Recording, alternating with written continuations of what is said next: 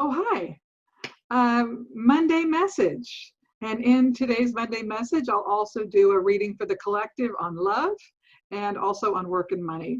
And the energies for August 17th, okay? And before I get started, let me remind you that September 5th is the first day of the Magnetism to Manifestation class, Mastering the Law of Attraction. And all that's required is that you sign a waiver because I'm turning that into an online video course. And in case your likeness or voice is heard on that presentation, I need to be free to use that. Anyhow, as I've been saying, August is the manifestation month. And we have 2 more weeks to go, and the energy just remains so fantastic. And it's a bit all over the place. I know it's a lot to harness. It's not all necessarily every single thing that happens to you is positive. Rather, what I'm talking about is that there is energy moving. And if you can get ahead of it and really set intention about how you're going to direct your energy in the context of what's going on, you're going to find things are happening. So I just want to give you a gentle nudge to continue to nurture your projects and your passions and your desires the last 2 weeks of the month, and really set intention for the balance of the year. You really want to get those images, those thoughts, and really see your projects, your passions to conclusion through the end of the year, or see them happening. And then you can massage them as the months go by here.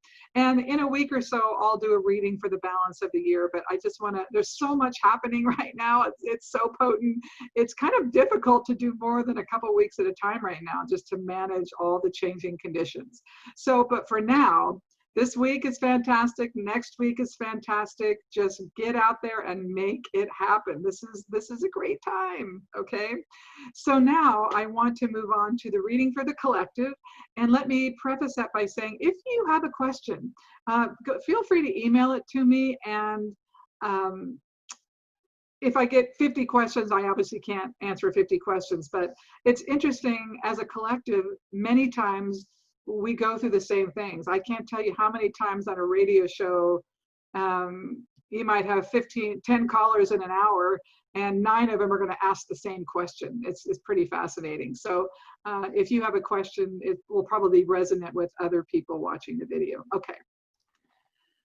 Okay, so the first thing we're going to look at is love, and this is the first card that came up. It was the Knight of Wands, and this always signifies rapid movement.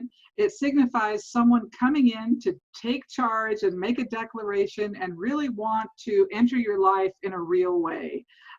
So this is a fantastic week. This is a fantastic indicator for the collective that if you are out and about, that you are making yourself available to the best we can in the age of quarantine. Somebody's going to come. Somebody's going to come after you.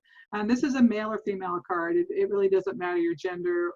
It really just matters the energy of someone coming forward. And it's a rapid acceleration. This could be someone you know or someone from the past.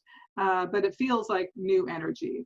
Then we have the Nine of Pentacles, which again adds stability and credibility to the new person coming in, that they really want to show up for you. They want to go through the steps they need to go through to make sure that they're showing you they're for real. So the energy right now is looking really good for new relationship or new beginnings for old relationships, perhaps that didn't finish and you're coming back to complete.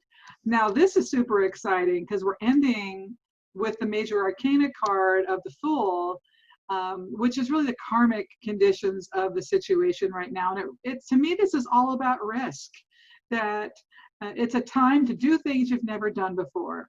It's a time to go out on a limb. It's really a time to get out of the comfort zone, face the fears, move forward despite your fears if you can't mitigate them.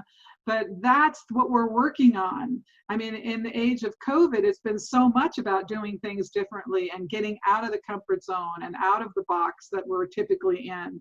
So, check it out that you have this Fool card. And so if you have someone you've been wanting to approach, this is telling you to do it. It's like there really is nothing to lose. I know people get fearful of rejection and things of that nature, but you got to know if a situation is right for you anyhow. There's only one way to find out, and that's by opening that door and walking through it.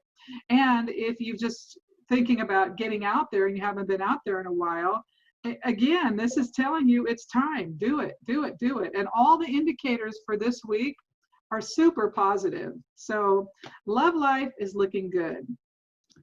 Okay, now let's get into a money, business, career energies for the week of August 17th.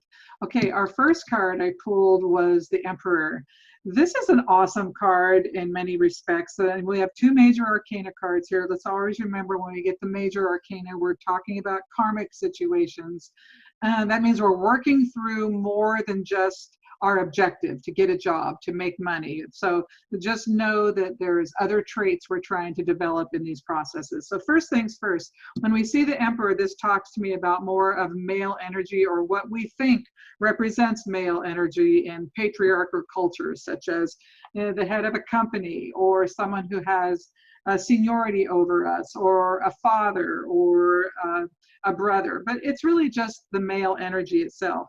But this talks a lot to me about reconnecting with people from your past, perhaps a past boss or supervisor or owner of a company with whom you knew or had a good relationship, that you're really going to want to revisit those relationships and look for help, guidance, counsel, opportunity to be given by people you already know or have had connections with. It doesn't exclude the possibility that when you connect with someone new, that they may not be generous to you or give you an opportunity. But this is really talking to me about past situations. But it's really strong card for exploring new opportunities, laying the foundation for new opportunities. But the karmic piece is closing the circle on past relationships, really going back into that and asking for help.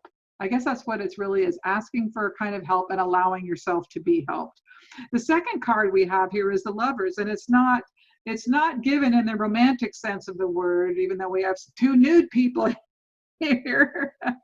It's given in the sense of choices. We have choices to make. We're vulnerable, and we need to make them on the side of our best interests, not in terms of temporary desires.